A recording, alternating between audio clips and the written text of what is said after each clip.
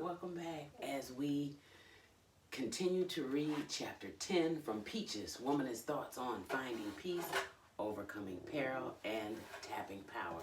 I'm Judi Love Bowman. Thank you for joining us. If you're new to this channel, please go back and read the first 9 chapters with us. If you are reading along with us, we're continuing on page 245. Yes. Strong Black female political figures. First, I thank Harriet Tubman, Sojourner Truth, Ida B. Wells, Fannie Lou Hamer, Mary McLeod Bethune, and some of our ancestors whose names we may never know. Second, I thank C. Dolores Tucker, Shirley Chisholm, Rosa Parks, Rena Evers, Yoki King, Attila Shabazz, Maya Angelou, Greer Marie Dawson Wilson, Abel Mabel Thomas, Gwendolyn Brooks, Jackie Curry, Claudia Whitworth, Brenda Hale, Florence Huffman, Liz Walker, Kim Houston, and those whom I have been able to study and work alongside in this long, sometimes bitter, but always beautiful struggle for peace, power, and love. Where there is a down, there is an up. Yes, historically and in modern times, Black women are debased, mistrusted, and in some cases, sexual targets.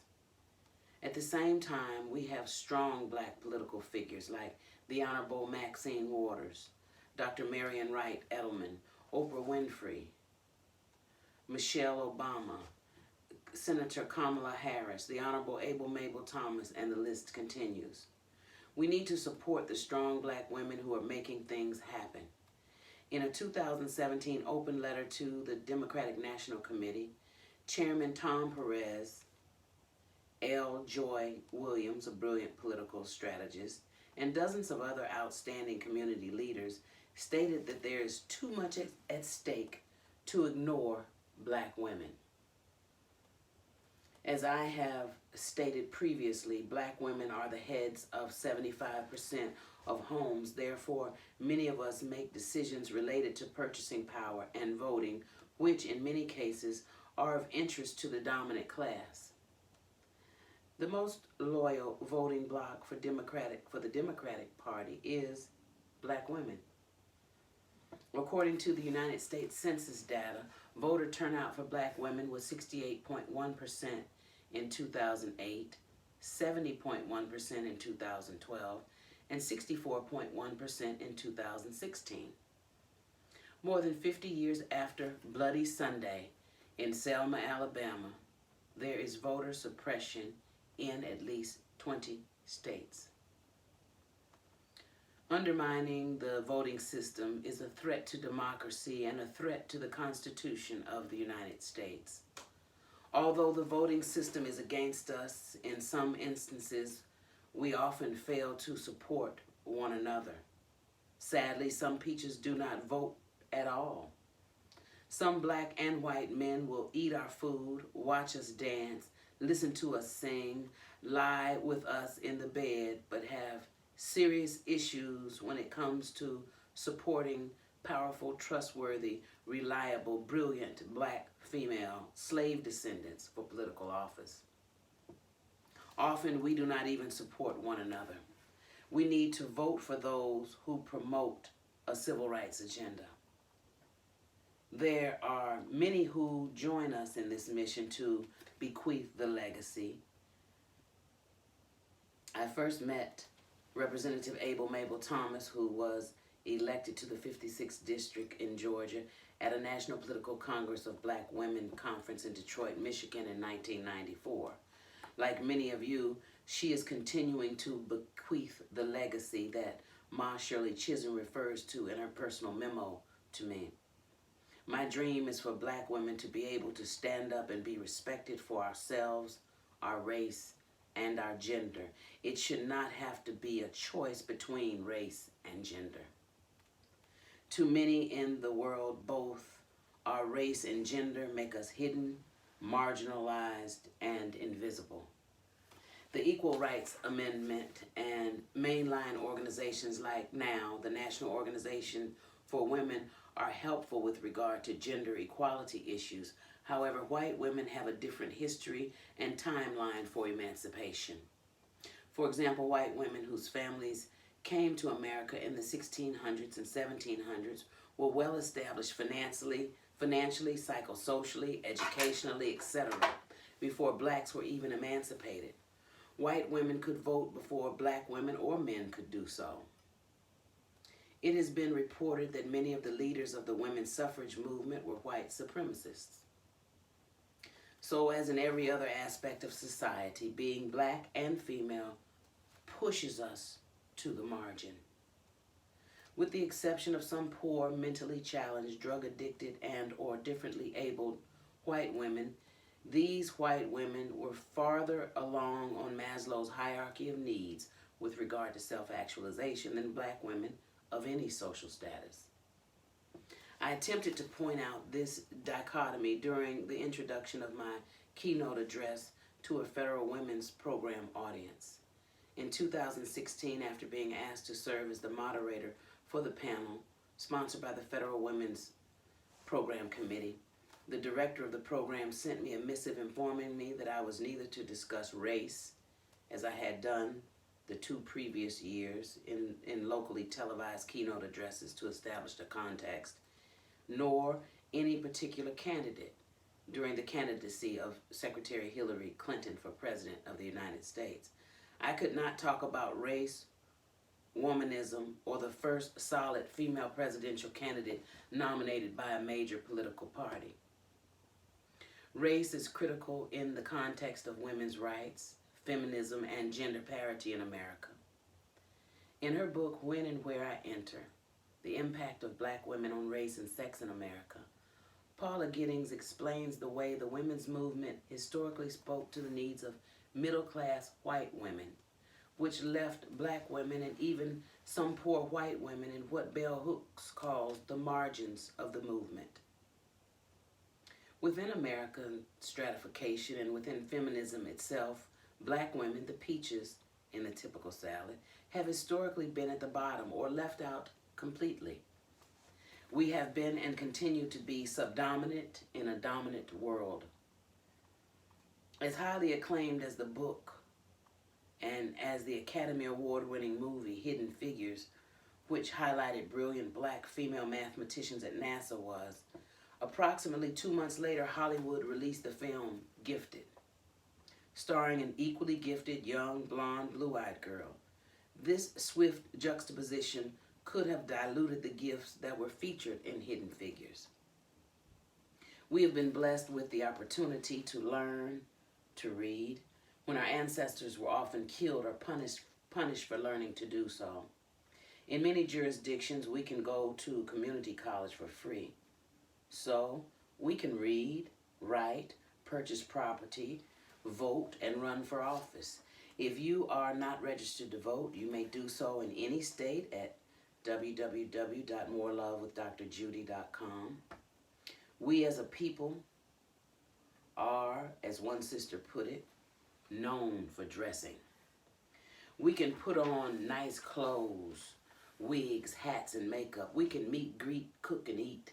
We can host conferences, save all year for hotels, sell tables and ads for our annual affairs, and fellowship with the who's who of each city. However, real change begins in each heart, in each home, and at the ballot box. Real change. An agenda for politicians.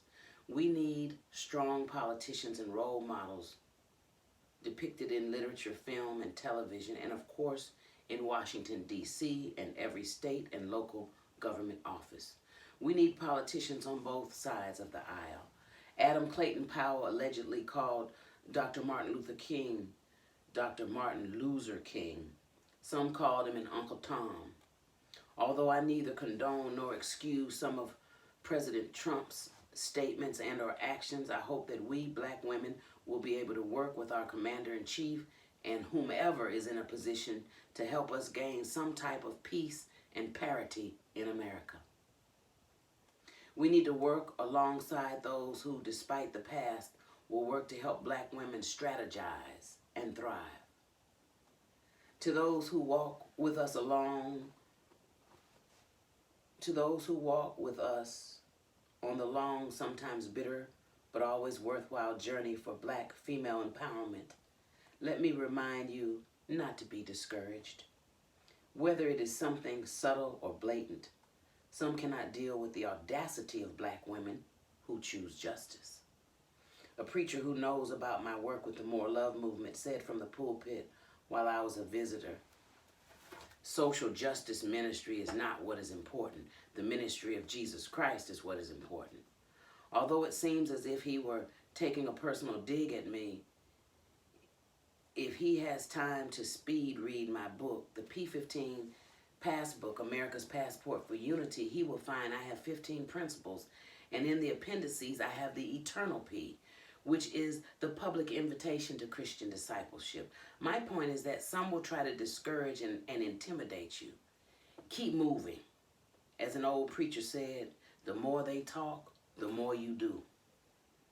Although we have briefly discussed the early women's movement, it is important to note that the movement began as a political agenda. Then and now, some politicians consider women's issues not to be some politicians consider women's issues to be irrelevant and marginal. Then and now. The ball is in our court now. It is very necessary for each of us to get involved today. The African proverb teaches, unless we stop the crack, we will rebuild the wall. It is the title poem of my first book of poetry, Rebuilding the Wall. Unless we stop the crack, we will rebuild the wall. This is what my ancestors taught in Nigeria and Senegal. Unless we stop the division growing in the human race, all that we have prayed for will blow up in our face. Feel the sense of urgency. Unless we stop those who kill, unless we stop these demons, our bond will never be real. Unless we stop the jealousy of those less talented, attractive, unless we tell them how it divides us, we'll be disenfranchised, reactive. Unless we stop the crack, we will rebuild the wall. We need to begin rebuilding today, or Willie Lynch will have built it all. We did not use our energies to stop it yesterday, so join us in rebuilding before it is too late. None of us is perfect. Each one is part of the crack. But to say God is love and mean it, we have to give something back. Pick up your brick today. We'll all help rebuild the wall. We can no longer cover the crack. Each one answer God's call. Like a fine meal on a table, some try to pick it apart. Don't let the enemy impede you. He'll try to discourage you from the start. Pick up your brick, and if you can't, pick up your pad and pen. If we focus on God's promises, we won't have a crack again. The memory scripture is, Jesus knew their thoughts and said to them, every kingdom divided against itself will be ruined, and every city or household divided against itself will not stand. Matthew chapter 12, verse 25. In comparison to Black men, Black women tend to be more active participants in the electoral process, and this could lead to more potential for Black women to get more involved in politics. It is important to establish PACs, political action committees, and elect politicians who are sensitive to the needs of Black women, families, and communities. As far as many Blacks were concerned, the emergence of the women's movement could not have been more untimely or irrelevant. To many today, the Black women's quest for liberation and survival, my word, seems to be more untimely and irrelevant than ever. Historians trace the roots of the women's movement to 1961 with the President's Commission on the Status of Women, chaired by Eleanor Roosevelt. In 1961, neither Black women nor men could vote. Giddings paints the picture, quote, at a time when Black students were languishing in Southern jails, when Black full-time working women were earning 57% of what their white peers were earning, and some urban Blacks were setting their own communities on fire, the Commission concentrated its attention on the growing number of middle-class women who were forced to enter the labor market in low-skilled, low-paid jobs, end quote. In 1963, the year of the March on Washington, the Birmingham bombing, and the assassination of Mississippi civil rights leader Medgar Evers, the report from the commission was published. We need to have female politicians who stand up for women's rights, who stand up against abuse, who work for equal pay, child care, maternity leave, and parity in the labor market, who work for more exposure, opportunities, scholarships, and federal student loan forgiveness for black girls and older women in the areas of STEM, science, technology, engineering, and mathematics, languages, and law. We especially need strong black female politicians who will stand up against police brutality and misconduct, and who are willing to let the entire world know that black lives do matter. In order for us not to have the same discussions about economic parity 20 years from now that we are having today, it is critical for black economic empowerment in the form of government grants and loans to black and female-owned businesses to be on the agenda for this generation and the next. Standing up against abuse. Like my maternal grandmother, Michelet's grandmother socialized her to accept abuse as either a natural part of a man's nature or as a situation to be overlooked in exchange for material comfort. Michelet's grandmother said to her in the Lifetime movie, quote, "If a man hits you, his hands are just working faster than his brain. A woman may be smart, but she'll still get hit," end quote. She went on to tell her, quote, "If you love him, you'll put up with it. It's up to you how much you can take," end quote. She rationalized it and said, "Just look at it as a job that pays well." This reminds me of the time my Nana asked of my husband, whom she and other females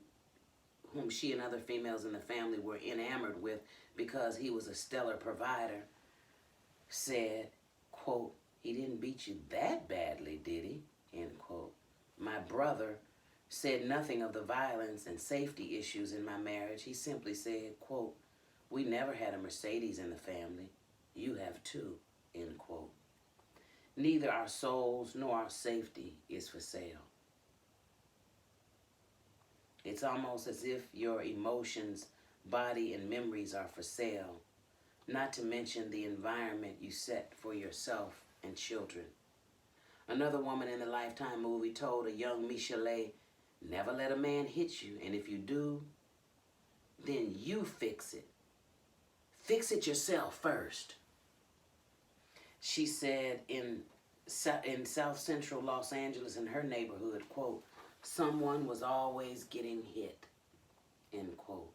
When Michelet returned from rehab, her grandmother confessed, "I think I've been teaching you the wrong things about men. Your life wasn't like mine. Today's woman has got to stand up for herself," she tearfully told Michelet. "Don't you ever let Dre hit you again," she commanded her. "We are not property." Michelet had a woman tell her on a visit to see Suge Knight, quote, "Suge said he was going to take Dre's label and his bitch," end quote. As if the two, bitches and labels, are both ego-centered possessions. This type of pathology can end with us. Our men do not have to beat us. We do not need to beat our children. The whipping and flogging and culture of violence can end with this generation. It must. The abuse of women, as you know, reaches far and wide. It includes sexual, physical, emotional, psychosocial, and financial abuse. It also includes substance abuse, which some of us do to ourselves. Women in the labor market, equal pay and treatment in theory and praxis. Although the women's movement has gone as far as to challenge the traditional roles of women Its litany of inequities, especially in the labor market, is telling. President John Kennedy signed the Equal Pay Act, the first federal legislation that prohibited discrimination on the basis of sex. In 2014, President Barack Obama signed an Equal Pay Act. This act addresses the issues of unequal pay among federal contractors. This was his action to keep his promise to champion women's rights in the workplace.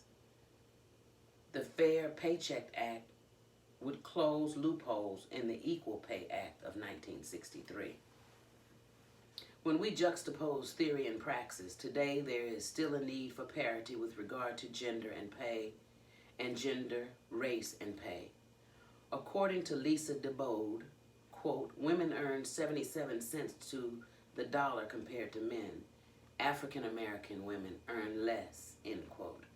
In her article in Fortune magazine, Serena Williams agrees and says, quote, unfair pay has prevailed for far too long with no consequence, end quote.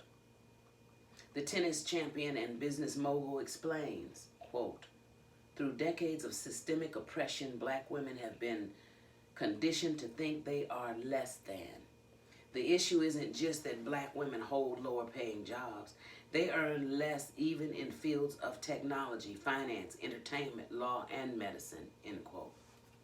Small businesses, i.e. insurance, car sales, car washes, funeral services, restaurants, catering, hair services, daycare, etc., historically black colleges and historically black churches are the main earners in the black community, where our spending power is tremendous. Although black women earn less than most, we spend more than most. MSNBC reported in 2017, quote, in 2015, white women earned 75% and black women earned 63% of what men earned in America, end quote. More than 50 years after the Equal Pay Act, all women still earn considerably less than men. While we are on the subject of pay equality, we should also discuss chore equality, child rearing equality, household management equality, and equal standards for what is presentable in public. For example, it is acceptable for a male to be wrinkled, overweight, sloppily dressed with poor hygiene. The same is not true for women. In addition to equal pay in the workplace, we need politicians who will support child care, maternity leave, and lactation support. Over the years, as industrial capitalism and mass production began to pull women into the workforce and away from the home, they still had to do both jobs. From sunup with domestic labor, which rarely generated a profit, to factory and clerical work, a special emphasis was placed on the housewife. I argue today that being a homemaker is not subservient. Managing a household is one of the most important jobs a person, male or female, will have. The home is one of the most important organizations or corporations in the world. At the same time, women are expected to do both and look good all at the same time. Some women who wanted to work for wages, according to Angela Davis, quote, came to be treated as alien visitors within the masculine world of the public economy, end quote. This is true in the church and the academy as well. In fact, I participated in a lecture and question and answer session with Professor Angela Davis at the historic conference, Black Women in the Academy, Defending Our Name, held on the campus of MIT. Not only are we treated as what Professor Davis calls alien visitors, but as black women, we earn so much less than nearly every other group. In her article in 2017, How Black Women Can Close the Pay Gap, Serena Williams discussed Black women's equal pay day, which shines a light on the long neglected fact that the gender pay gap hits women of color the hardest. Some of the realities that Williams shares, which she reports, are just as true in inner cities as they are in Silicon Valley. In her article in Fortune magazine, These are alarming.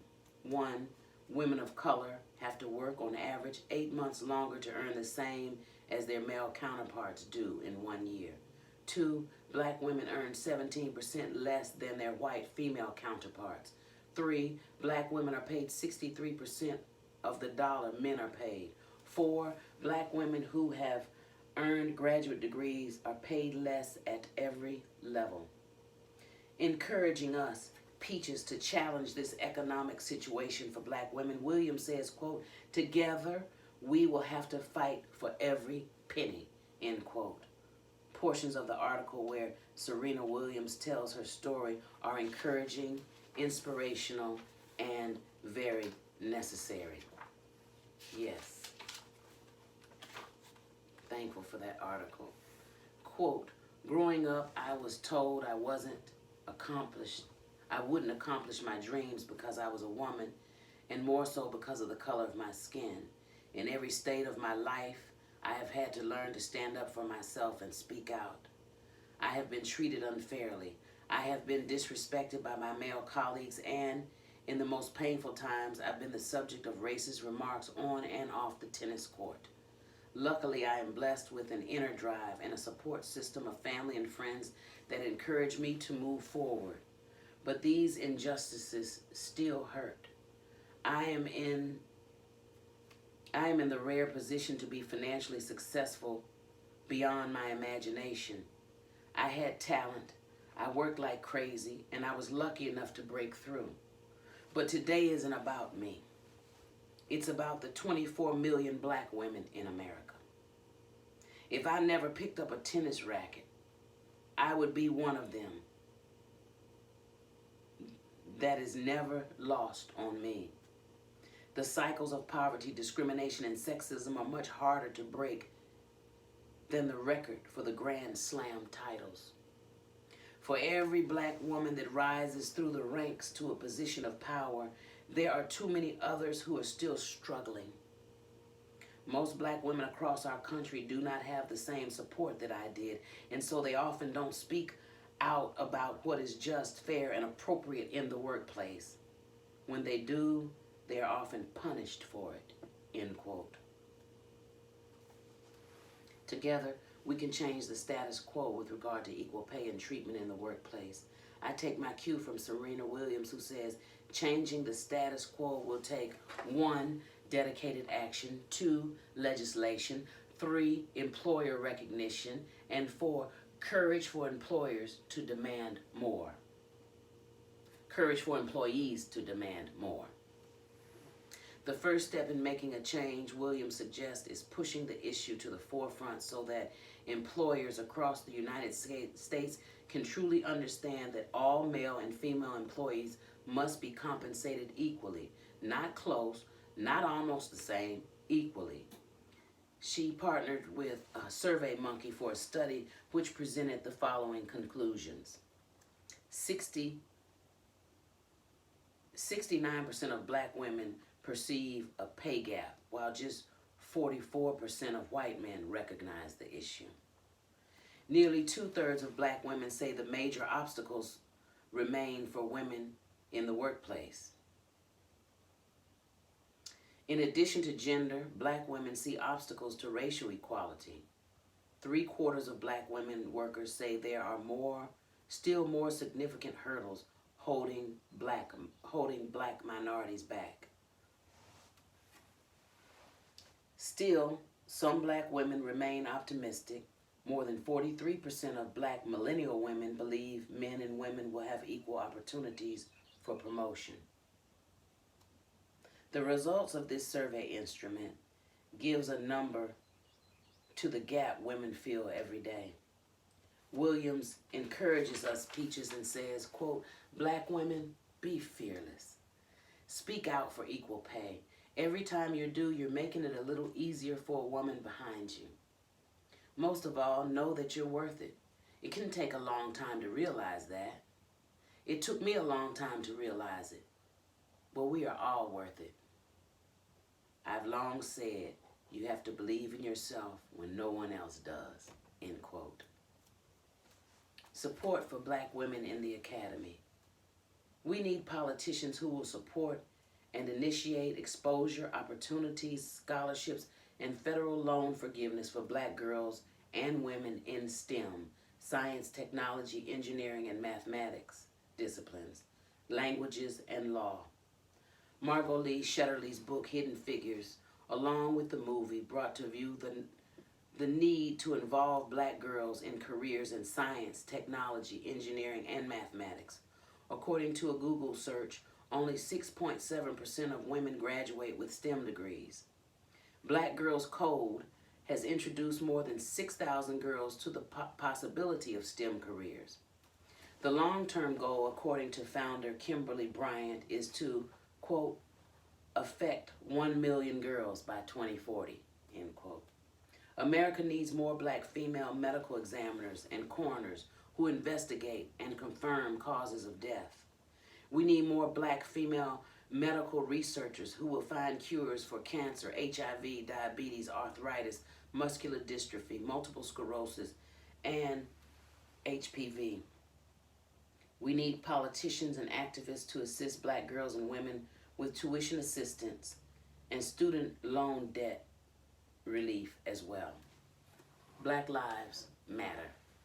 I believe that all lives matter, but unfortunately some of us have internalized the consciousness that black lives don't matter to most people, and sometimes not even to each other. Yes, all lives matter. However, Black Lives Matter was developed as a response to the killings of unarmed black people, which were popularized by social media. One white male made the following post on social media via American News X, quote, "There has never been a point in history where whites have systematically and institutionally valued black lives as we do our own. That's why Black Lives Matter, period. To justify slavery, we whites portrayed blacks as subhuman, primitive, stupid, and servile. To justify segregation, we whites portrayed blacks as morally corrupt, ignorant, predatory, and sinful. After civil rights, we whites portrayed blacks as evil, drug addicts, gangbangers, and welfare queens," end quote.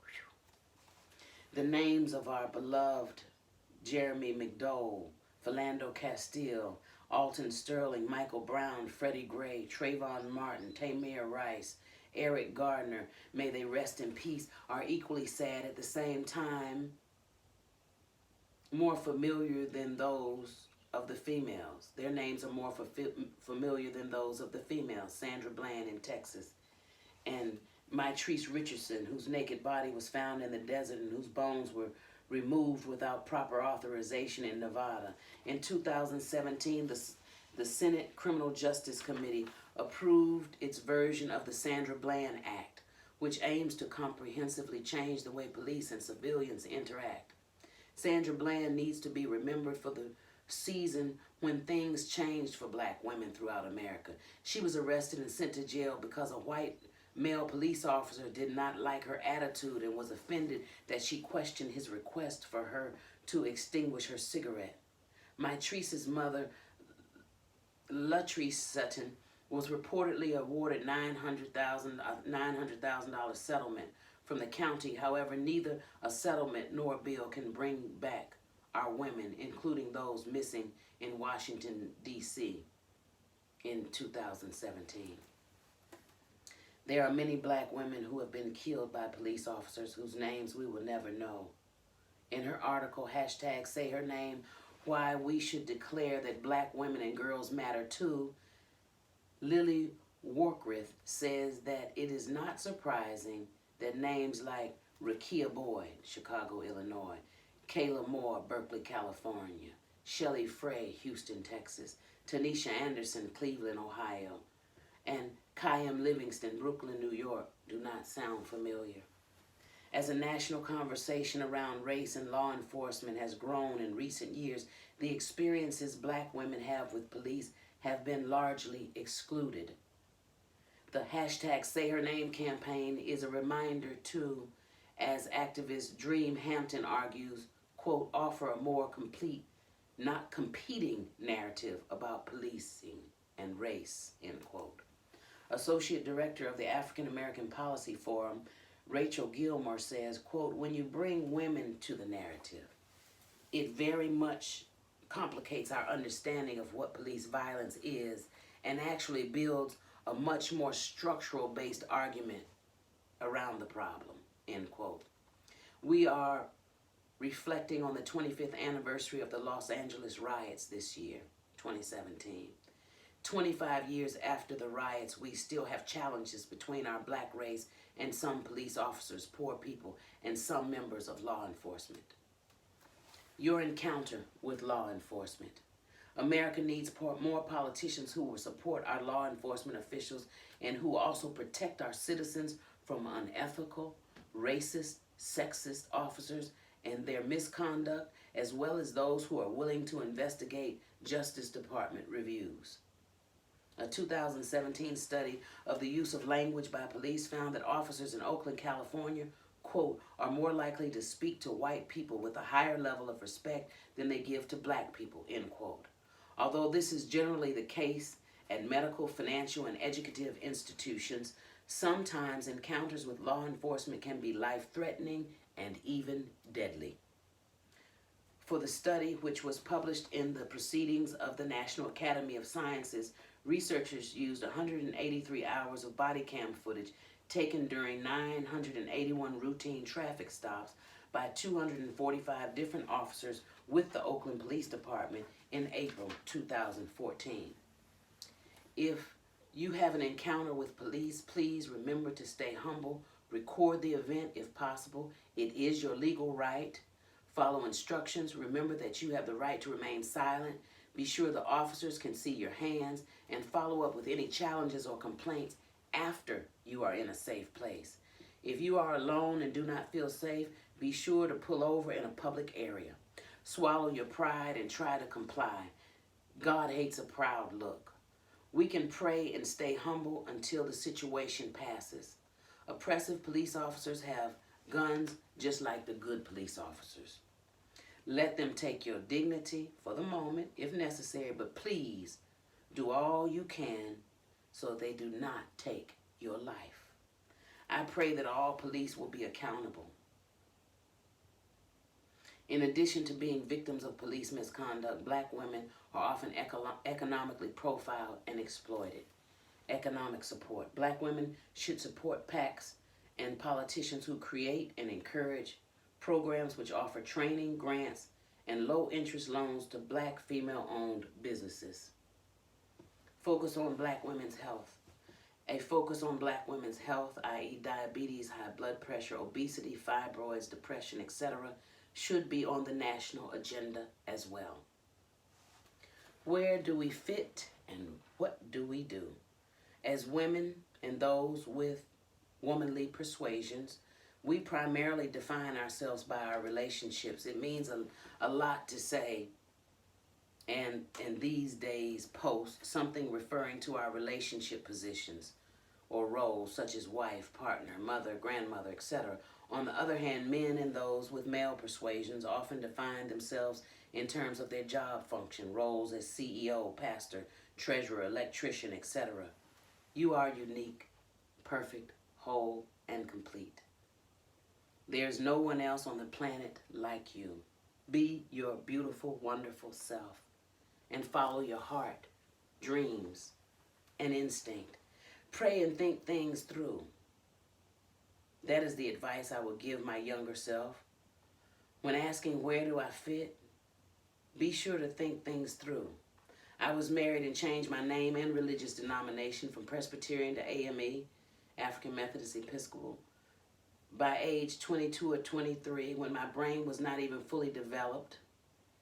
Think and pray about your name, religious affiliation, family planning, and part of the world where you will put down roots.